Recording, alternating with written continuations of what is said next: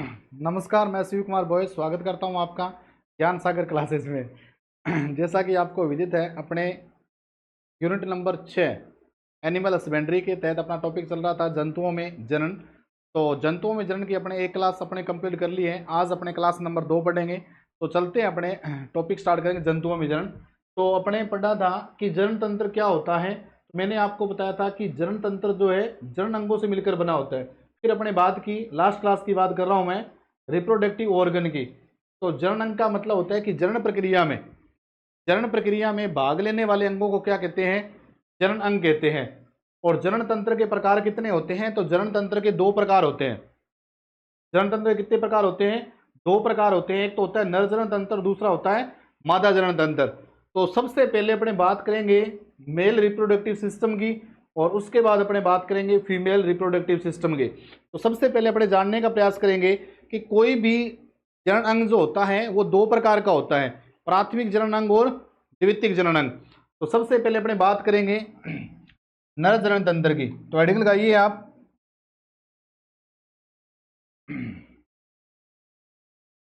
नर जनन तंत्र।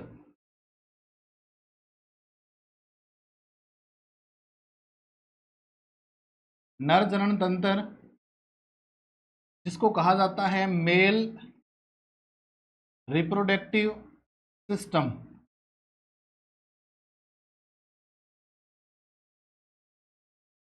अब ध्यान रखना, सबसे पहले जनन तंत्र जो है, नर जनन तंत्र के अंदर दो भाग के अंदर डिवाइडेशन होता है।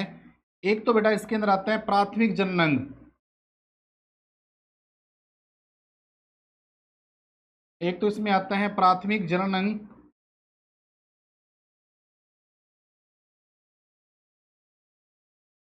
और दूसरा इसके अंदर अपने पढ़ेंगे द्वितीयक जनन अंग।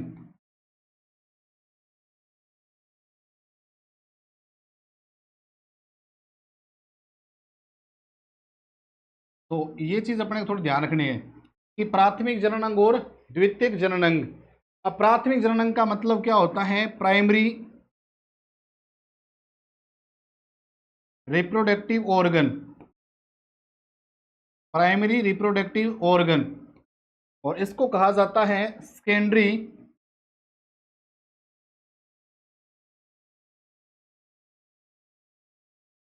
Reproductive organ.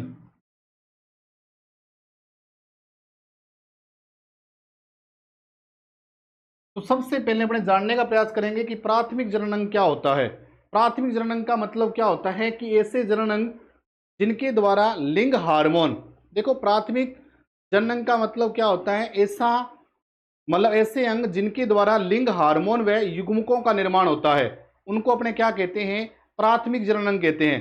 तो सबसे पहले अपने बात करेंगे बेटा प्राथमिक जनन अंग की, चाहे नर की बात करें चाहे मादा की। तो हेडिंग लगाइए आप, प्राथमिक जनन अंग।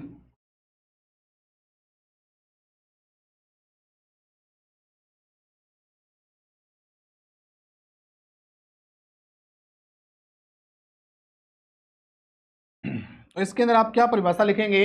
ऐसे जनन अंग, क्या लिखेंगे? ऐसे जनन अंग जिनके द्वारा लिंग हार्मोन व युग्मकों का निर्माण होता है। तो इसकी परिभाषा लिखिए, ऐसे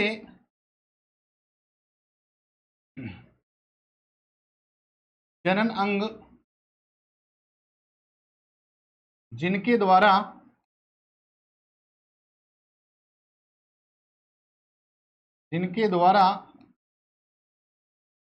लिंग हार्मोन व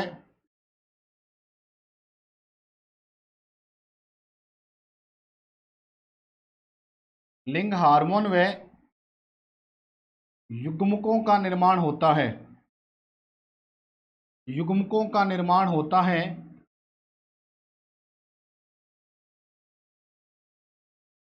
उसे प्राथमिक जनन अंग कहते हैं।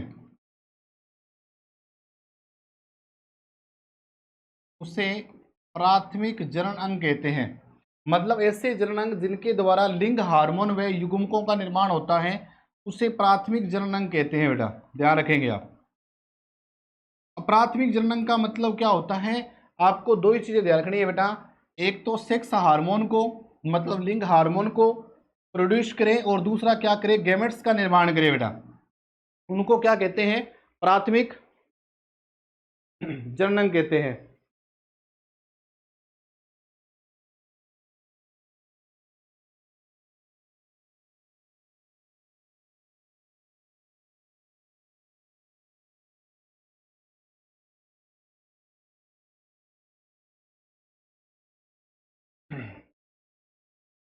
अब बात करें अपने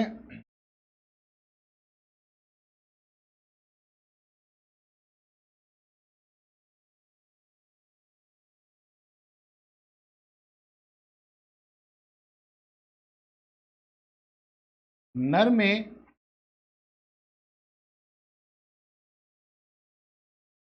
प्राथमिक जननांग जो होता है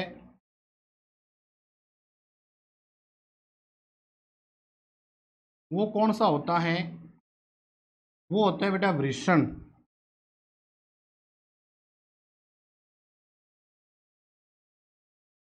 वृषण जिसको क्या बोलते हैं बेटा, टेस्टिस। ये चीज आपको थोड़ा ध्यान रखना है। और मादा में प्राथमिक जननांग पूछे तो क्या हो जाएगा, अंडाशय हो जाएगा। क्या हो जाएगा, अंडाशय। अब अपने बात करें द्वितीयक जननांग कौन से होते हैं, तो इसके अंदर आप क्या ध्यान रखेंगे, ऐसे अंग जिनके द्वारा क्या है, जो क्या है किसका निर्माण करे, युग्मकों के परिपक्वन के अंदर सहायक जो होते हैं। द्वितीयक जननांग की बात करेंगे अपने, तो एक बार आपको मैं परिभाषा बता रहा हूं।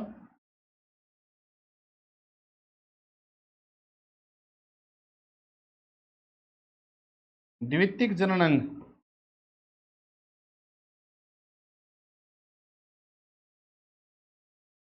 इसकी परिभाषा क्या लिखेंगे,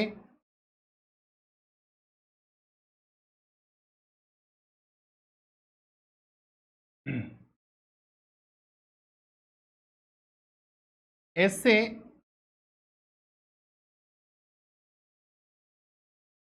जनन अंग जो जनन प्रक्रिया में सहायक व जनन प्रक्रिया में सहायक व युग्मकों के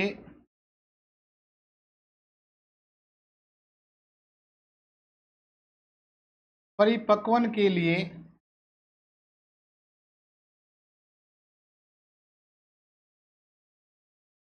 काम में आते हैं, उन्हें द्वितीयक जननांग कहते हैं।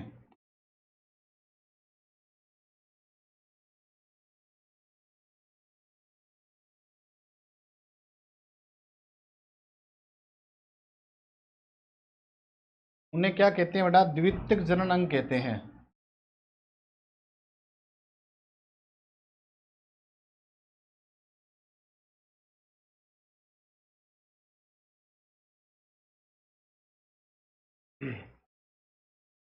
एक बार आप देखिए बेटा इसको बढ़िया तरीके से। प्राथमिक जननांग का मतलब होता है ऐसे जननांग जिनके द्वारा लिंग हार्मोन व युग्मकों का निर्माण होता है, उसे प्राथमिक जननांग कहते हैं। नर में जो प्राथमिक जननांग है वो कौन है बेटा, वृषण। द्वितीयक जननांग का मतलब होते हैं ऐसे जननांग जो जनन प्रक्रिया में सहायक व युग्मकों के परिपक्वन के लिए काम में आते हैं, उसे द्वितीयक जननांग कहते हैं। और द्वितीयक जननांग कौन कौन से हैं, तो आपको थोड़ा ध्यान रखना है। अधिवृषण है, शुक्रवाहिनी है, इसमें आप लिख लें बेटा।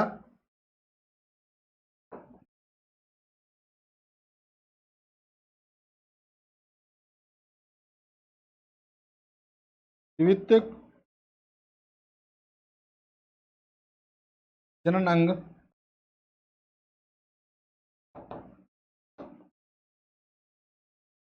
इसके अंदर आप लिखेंगे अधिवृषण,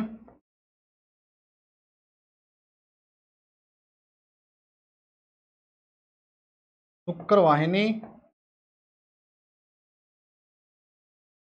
शुक्राशय, प्रोस्टेट,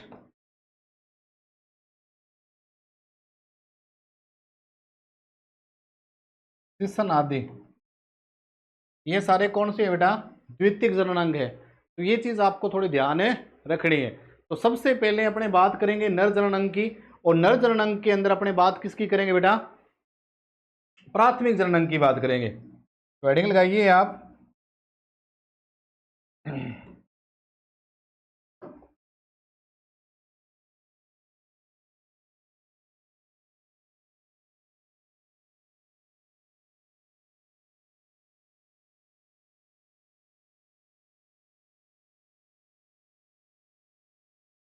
नर जनन तंत्र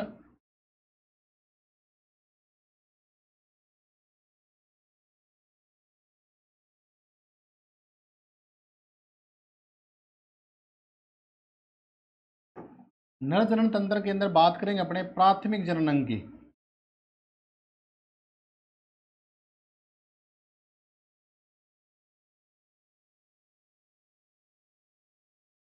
प्राथमिक जननांग। अब इसके अंदर प्राथमिक जननांग के अंदर सबसे पहले अपने बात करेंगे बेटा इसकी वृषण की।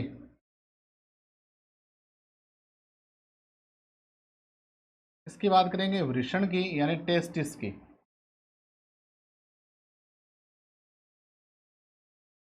इसकी बात करेंगे बेटा वृषण की। तो इसके अंदर कुछ बातें लिखेंगे कि वृषण कितने होते हैं। तो आपको थोड़ा ध्यान रखना है कि वृषण जो होते हैं वो संख्या में एक जोड़ी होते हैं, क्योंकि संख्या में कितने जोड़ी होते हैं? एक जोड़ी।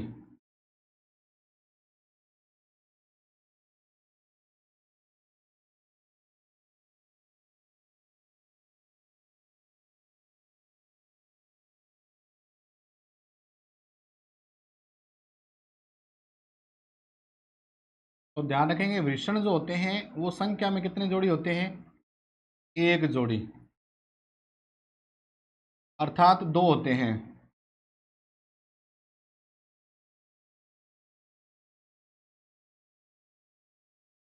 कितने होते हैं? दो होते हैं। अब दूसरी बात इंपॉर्टेंट इनकी ये है, ये कौन से रंग के होते हैं? तो बेटा ध्यान रखना है, ये गुलाबी रंग के होते हैं। कौन से रंग के होते हैं? गुलाबी रंग के।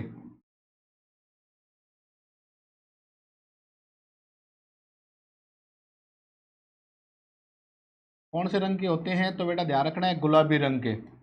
उसके बाद ध्यान रखना है कि वृषण पाए कहाँ जाते हैं? तो ये वृषण कोष में पाए जाते हैं। कहाँ पाए जाते हैं बेटा? Very very most. वृषण कहाँ पाए जाते हैं बेटा? तो वृषण वृषण कोष में पाए जाते हैं। वृषण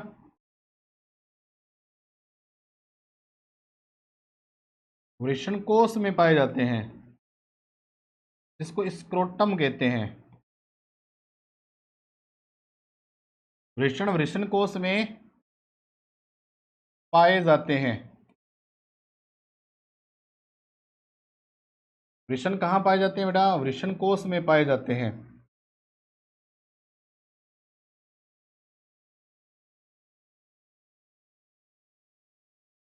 वृषण कहाँ पाए जाते हैं? वृषण कोष में। ये उदर गुहा के बाहर पाए जाते हैं। कहाँ पाए जाते हैं बेटा? उदर गुहा से बाहर।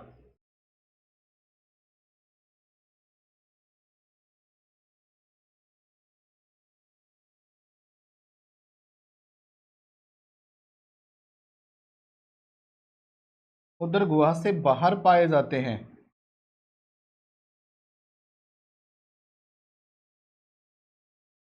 मतलब पेट के नीचे नीचे की तरफ पाए जाते हैं। तो अपने बात कर रहे हैं प्राथमिक जननांग के अंदर, अपने बात किसकी कर रहे हैं बेटा? वृषण की बात करें तो वृषण कितनी संख्या में? एक जोड़ी, अर्थात दो होते हैं। कितने होते हैं बेटा? दो होते हैं। उसके बाद रंग कैसा होता है? गुलाबी रंग के होते हैं। वृषण कहाँ पाए जाते हैं? तो बेटा ध्यान रखना है वृषण कोष यानी स्क्रोटम में पाए जाते हैं। उदर गुहा से बाहर पाए जाते हैं। अब आपको ध्यान रखना है कि ये 7 महीने तक, जब बच्चा गर्भ के अंदर होता है तो 7 महीने तक तो ये कहाँ पाए जाते हैं?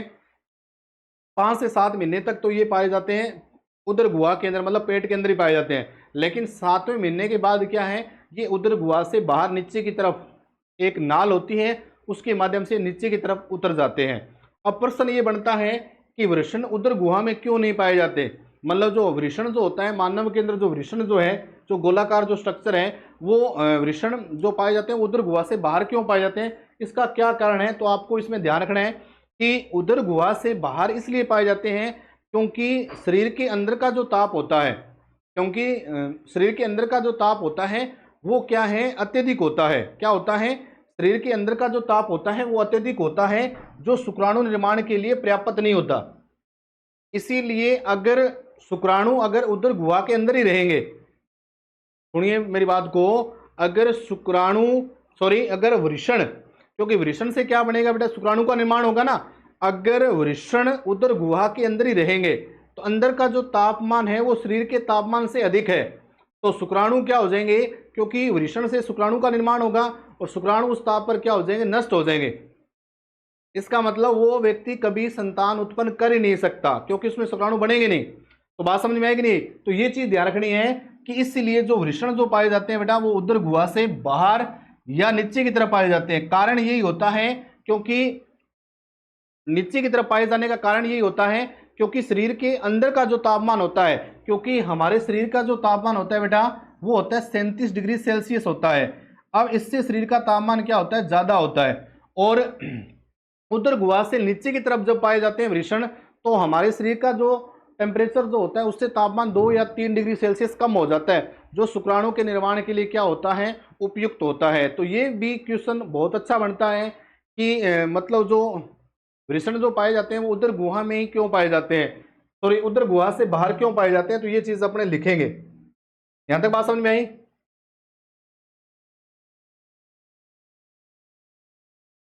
तो इसके अंदर आप नोट लगा के लिखेंगे, विशेष लगा के लिख लेंगे।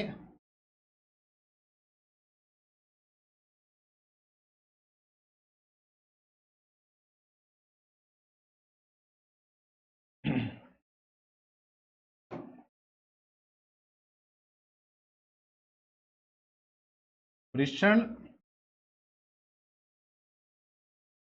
उदर गुहा से बाहर पाए जाते हैं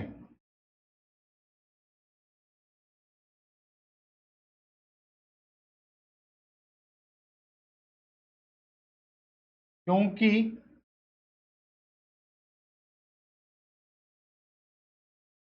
क्योंकि उदर गुहा में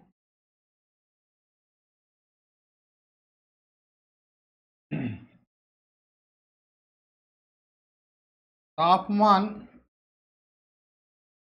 अधिक होता है, तापमान अधिक होता है, जिसके कारण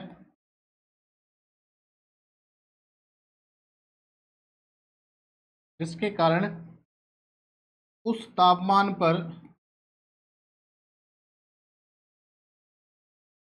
शुक्राणु का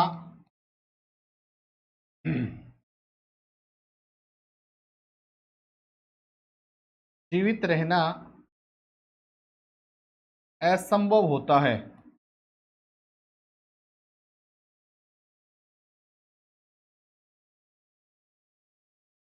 इसलिए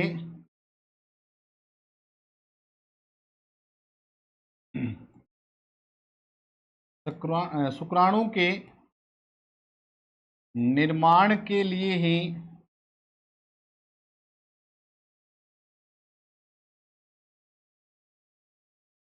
वृषण उदर गुहा से बाहर पाए जाते हैं।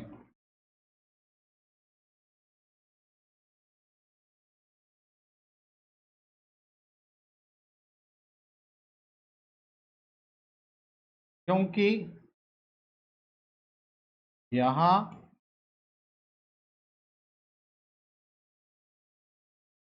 तापमान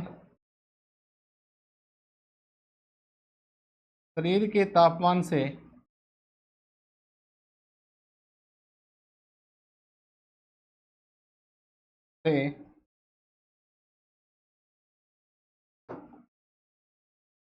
2 या 3 डिग्री सेल्सियस कम होता है। ठीक है, ये चीज जो शुक्राणु के लिए उपयुक्त है, जो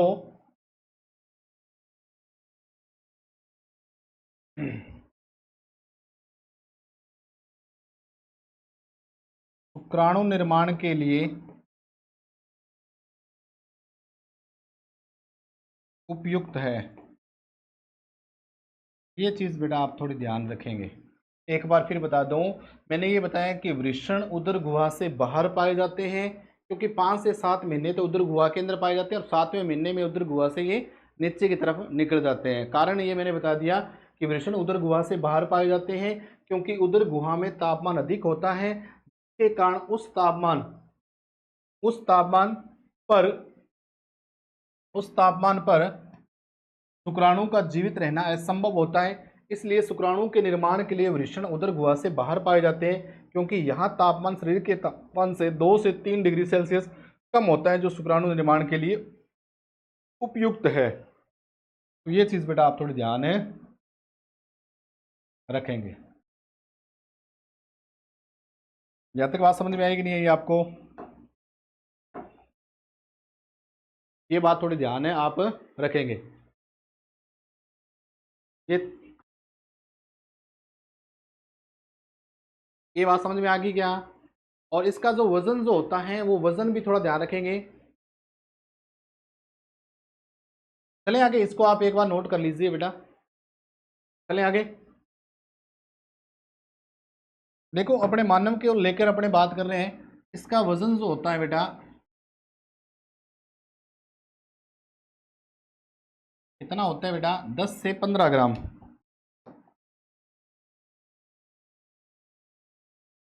10 से 15 ग्राम होता है। क्या होता है बेटा? 10 से 15 ग्राम होता है। शुक्राणु का वजन कितना होता है? वृषण का वजन कितना होता है? 10 से 15 ग्राम। और आकार कितना होता है? 3 सेंटीमीटर लंबे होते हैं और 4 सेंटीमीटर चौड़े होते हैं। आकार की बात करें, ये 3 सेंटीमीटर लंबे तथा 4 सेंटीमीटर चौड़े होते हैं। 3 सेंटीमीटर लंबे तथा 4 सेंटीमीटर चौड़े होते हैं। कितने सेंटीमीटर? 3 सेंटीमीटर लंबे और 4 सेंटीमीटर क्या होते हैं बेटा? चौड़े होते हैं। वजन कितना है? 10 से 15 ग्राम होता है। कितना होता है बेटा? 10 से 15 ग्राम। ये चीज़ आपको थोड़ी ध्यान रखनी है। अब इसमें ध्यान रखना कि टेस्टिस के चारों ओर एक आवरण पाया जाता है, जिसको अपने क्या कहते हैं बेटा? टेस्टिकुलर कैप्सूल कहते हैं। उसके बाद आप लिखेंगे, नोट लगा के लिखेंगे बेटा, स्पेशल नोट लगा के लिख लेंगे बेटा।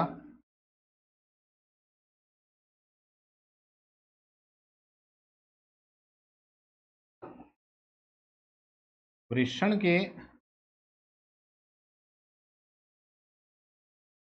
चारों ओर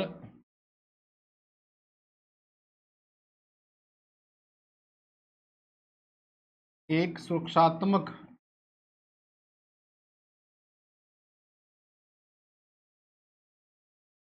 आवरण पाया जाता है,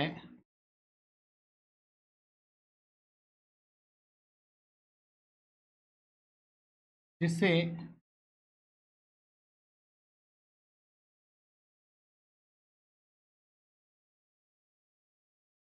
टेस्टिकुलर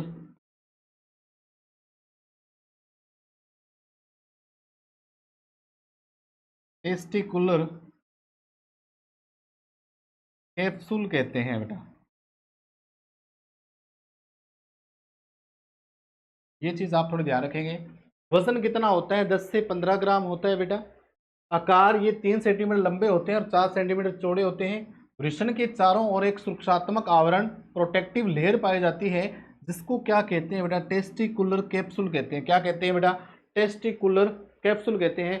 जो इसकी क्या करते हैं? सुरक्षा करते हैं। जो इसकी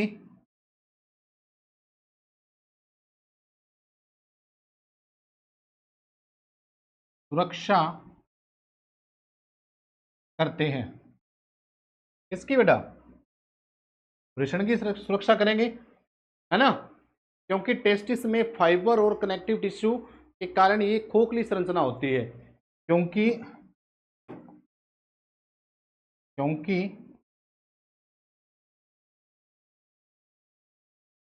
टेस्टिस मतलब वृषण में, क्योंकि टेस्टिस में क्या होता है बेटा, टेस्टिस में फाइबर व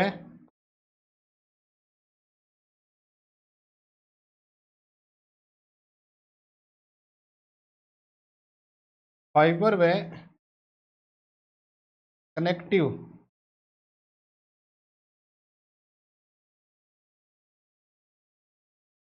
फाइबर व कनेक्टिव टिश्यू के कारण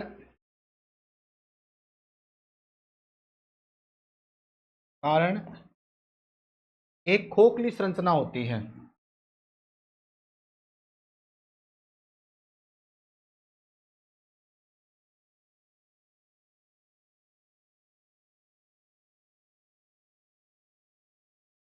एक खोखली संरचना होती है। तो एक बार फिर ध्यान रखें, यहाँ वेस्टर्न के चारों ओर एक सुरक्षात्मक आवरण पाया जाता है जिसे टेस्टिकुलर कैप्सूल कहते हैं, जो इसकी सुरक्षा करते हैं। क्यों? क्योंकि टेस्टिस में फाइबर, क्या है बेटा, फाइबर का मतलब तंतु और कनेक्टिव टिश्यू स्योजी उत्तक के कारण ये खोखली संरचना होती है, जिससे क्या है कि इसको नुकसान पहुंच सकता है। अब इसमें दो प्रकार का आवरण पाया जाता है। टेस्टिकुलर जो कैप्सूल होता है इसके ऊपर दो प्रकार का आवरण होता है। इसका इसमें बाह्य जो आवरण जो होता है, बाहर की तरफ जो पाया जाता है आवरण, उसको तो कहते हैं ट्यूनिका वेजिनेलिस, और अंदर का जो आवरण जो होता है उसको ट्यूनिका एल्बुजेनिया कहते हैं। तो इसके अंदर आप लिखेंगे नेक्स्ट, इसके अंदर आप क्या लिखेंगे, इसमें दो प्रकार का आवरण पाया जाता है।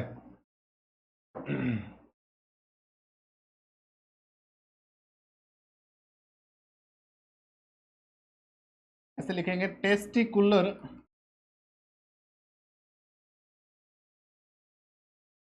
कैप्सूल,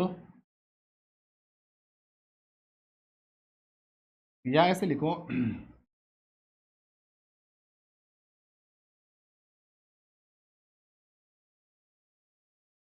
वृषण के ऊपर, इसको अपने क्या कहते हैं, टेस्टिकुलर कैप्सूल पर दो प्रकार का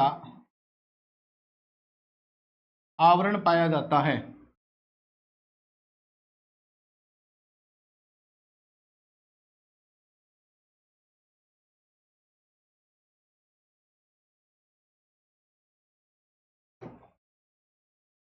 एक तो होता है बाह्य आवरण,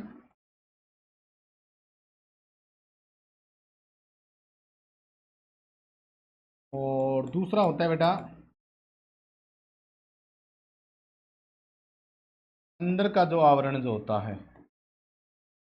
बाह्य जो आवरण जो होता है इनको क्या कहा जाता है, ट्यूनिका वेजिनेलिस, इसको कहते हैं बेटा। बाह्य जो आवरण जो होता है इसको कहा जाता है ट्यूनिका वेजिनेलिस कहते हैं, और इसका जो आवरण जो होता है इसको कहा जाता है ट्यूनिका एल्ब्यूजेनिया, एल्ब्यूजेनिया। तो ये चीज़ थोड़ी ध्यान आप रखेंगे।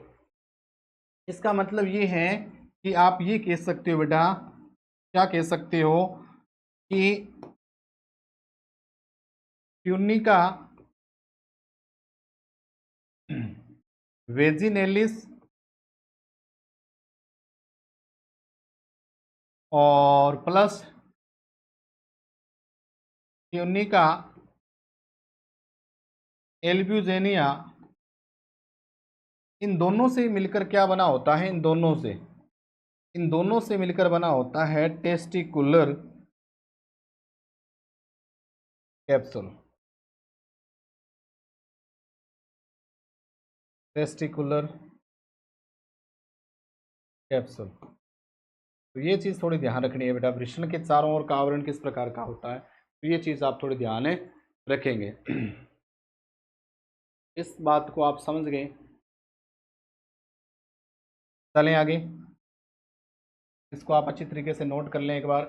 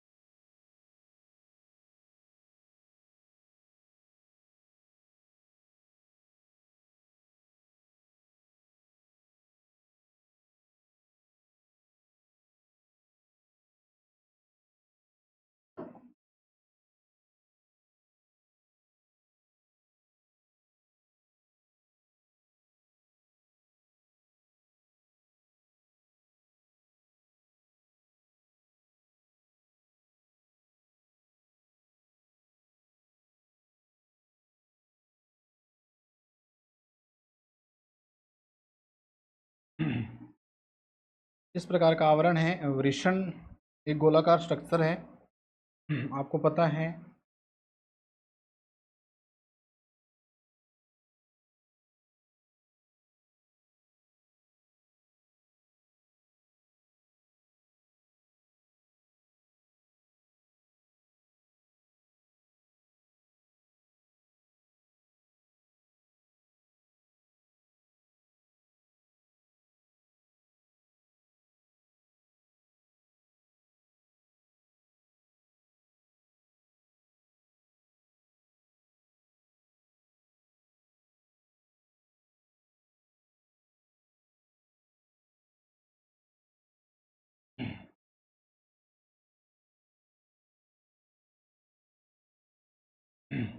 इसके ऊपर वृषण है, वृषण के ऊपर दो प्रकार के आवरण है बेटा।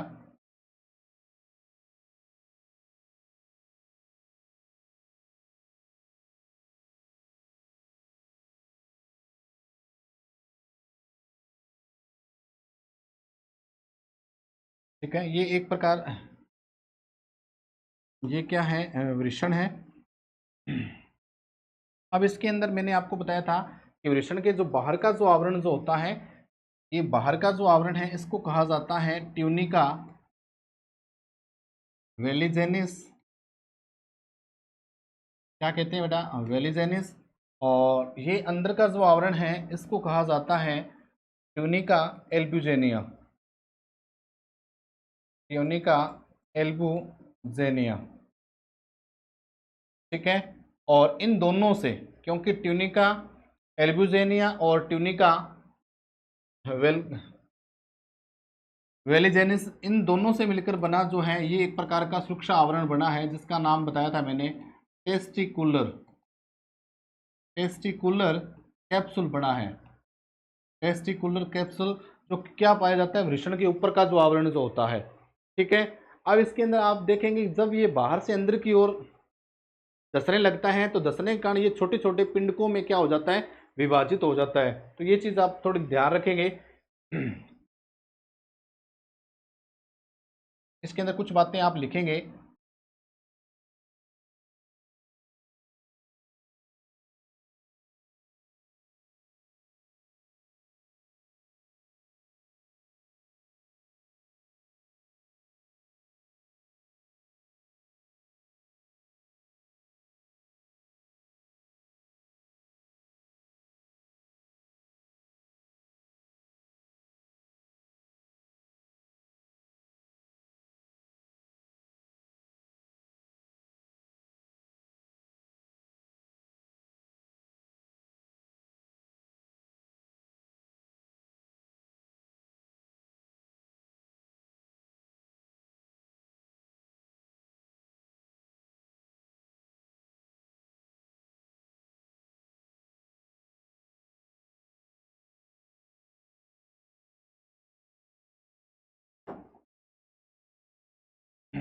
तो इसमें आप ध्यान रखेंगे जब ये बाहर से अंदर की ओर धंसने लगता है तो धंसने के कारण ये छोटे छोटे पिंडकों का निर्माण करता है। तो इसके अंदर एक लाइन लिखेंगे, जब यह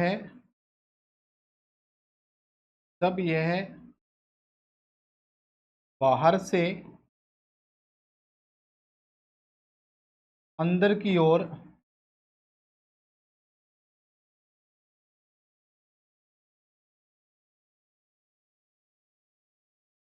धंसने लगता है तो इसमें धंसने के कारण, धंसने के कारण ये छोटे छोटे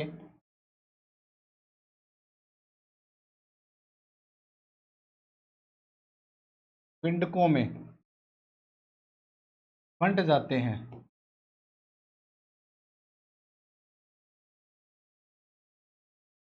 ये चीज़ थोड़ी ध्यान रखनी है अपने, ये किस में, छोटे छोटे पिंडकों में बंट जाते हैं, इसके आप थोड़ा ध्यान रखेंगे। और बाद में ये क्या करेंगे, जैसे इस प्रकार से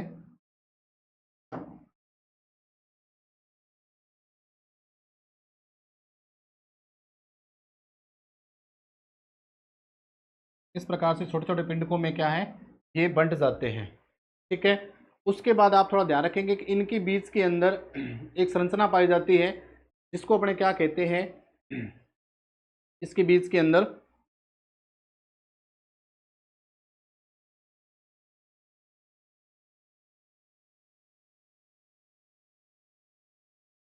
अपने बात कर रहे थे, जब ये बाहर से अंदर की ओर धंसने लगता है तो इसमें धंसने के कारण ये छोटे छोटे पिंडकों में विभाजित हो जाता है और इसमें एक विशेष प्रकार का द्रव पाया जाता है जिसको क्या कहते हैं बेटा, अंतराली द्रव कहते हैं।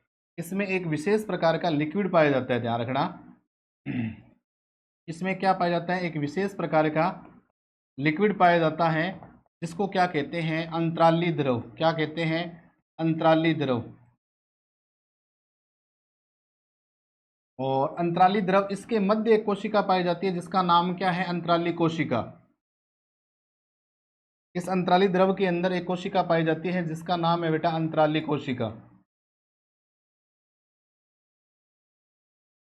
ये चीज थोड़ी ध्यान रखेंगे आप।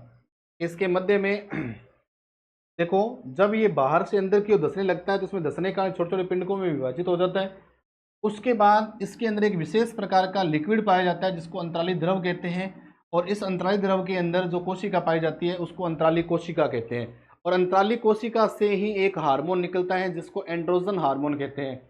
तो इससे आप थोड़ा ध्यान रखेंगे कि जो अंतराली कोशिका है इससे कौन सा हार्मोन निकलता है, एंड्रोजन हार्मोन। कौन सा बेटा, एंड्रोजन हार्मोन निकलता है। और एंड्रोजन हार्मोन को क्या कहते हैं, नर हार्मोन कहते हैं। क्या कहते हैं, नर हार्मोन। क्या कहते हैं बेटा, नर हार्मोन कहते हैं। ये चीज आप थोड़ी ध्यान रखेंगे। क्या कहेंगे, अंतराली कोशिका का एक नाम और है जिसको आप थोड़ा ध्यान रखेंगे, अंतराली कोशिका या इसको लीडिंग कोशिका भी कहते हैं। तो इसमें सारी बातें मैं एक बार लिखता हूं, एक बार थोड़ा ध्यान रखेंगे। मैंने आपको बताया अंतराली द्रव, अंतराली द्रव में पाई जाने वाले,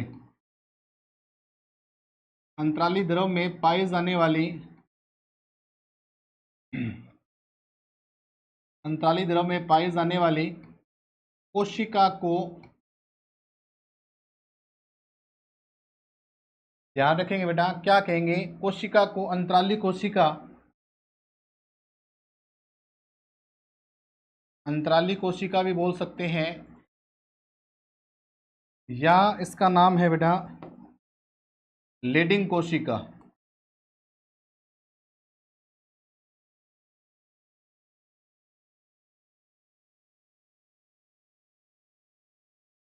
कोशिका कहते हैं। वेरी वेरी मोस्ट क्वेश्चन है ये, रीट के अंदर प्रश्न पूछा गया था डायरेक्ट ही, अंतराली कोशिका या लीडिंग कोशिका। और उसके बाद देखो, मैंने आपको कहा था कि जहां से प्रश्न बनता है वहीं से बात करेंगे, अंतराली कोशिका या लीडिंग कोशिका से। अंतराली कोशिका या अपने बात करें लीडिंग कोशिका,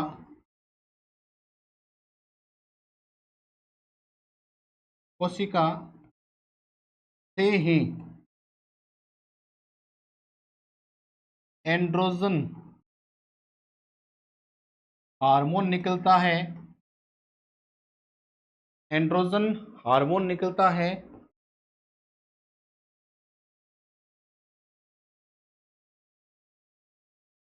जिसे टेस्टोस्टेरोन हार्मोन कहते हैं, टेस्टोस्टेरोन हार्मोन।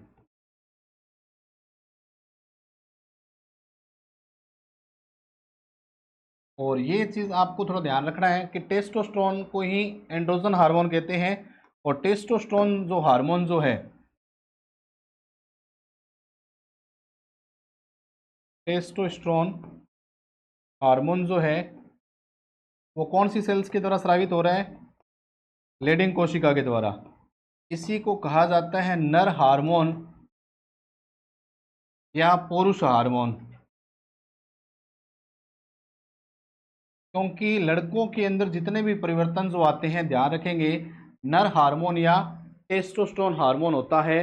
क्योंकि किशोरावस्था के अंदर, थोड़ा ध्यान रखेंगे बेटा, किशोरावस्था के अंदर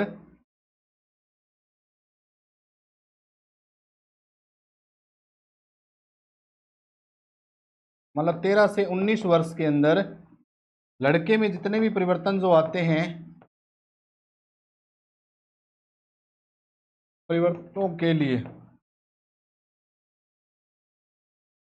जिम्मेदार होता है ये।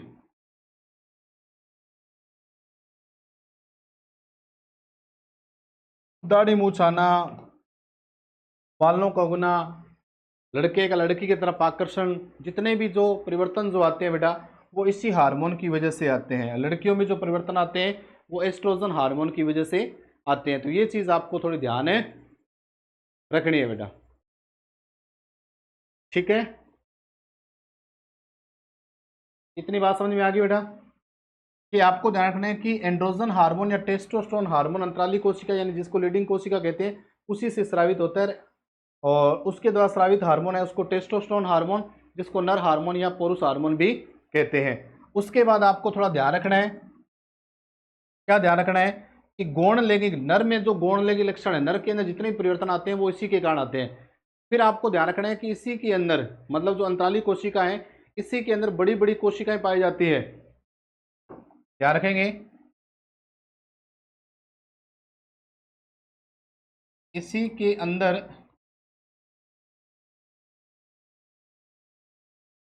बड़ी बड़ी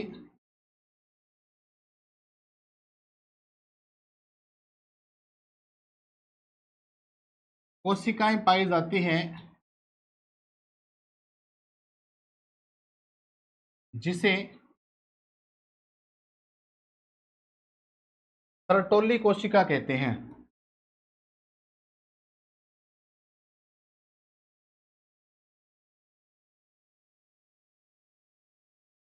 और ध्यान रखना वेरी वेरी मोस्ट है बेटा,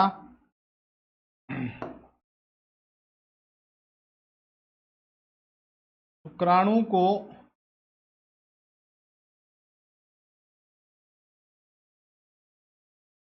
पोषण प्रदान करने का कार्य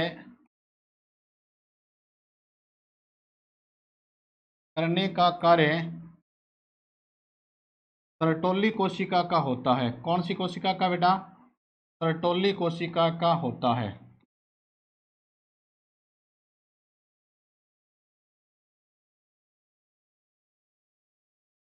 ये चीज आपको थोड़ी ध्यान है रखनी है। तो सर्टोली कोशिका का काम क्या होता है बेटा? शुक्राणु को पोषण प्रदान करना। ये चीज आपको थोड़ा ध्यान है रखना है। तो अपने चलते हैं, एक बार दोबारा मैं रिपीट करवा देता हूं आपको कि क्या कुछ अपने आज पढ़ा है। तो आज अपने टॉपिक स्टार्ट किया था यहाँ से, जनन तंत्र जनन अंगों से मिलकर बना होता है। जनन अंग क्या होता है? जनन प्रक्रिया में भाग लेने वाले अंगों को जनन अंग कहते हैं। जनन तंत्र दो प्रकार का है, नर जनन तंत्र और मादा जनन तंत्र। सबसे पहले अपने बात करें जनन तंत्र की। तो जनन तंत्र, कोई भी जनन तंत्र हो, चाहे नर हो चाहे मादा, उसमें दो प्रकार के अंग होंगे, एक तो प्राथमिक जनन अंग और दूसरा द्वितीयक जनन अंग। प्राथमिक जनन अंग किसे कहेंगे? तो ध्यान लिखा हुआ है कि ऐसे जनन अंग जिनके द्वारा लिंग हार्मोन व युग्मकों का निर्माण होता है उसे प्राथमिक जनन अंग कहते हैं।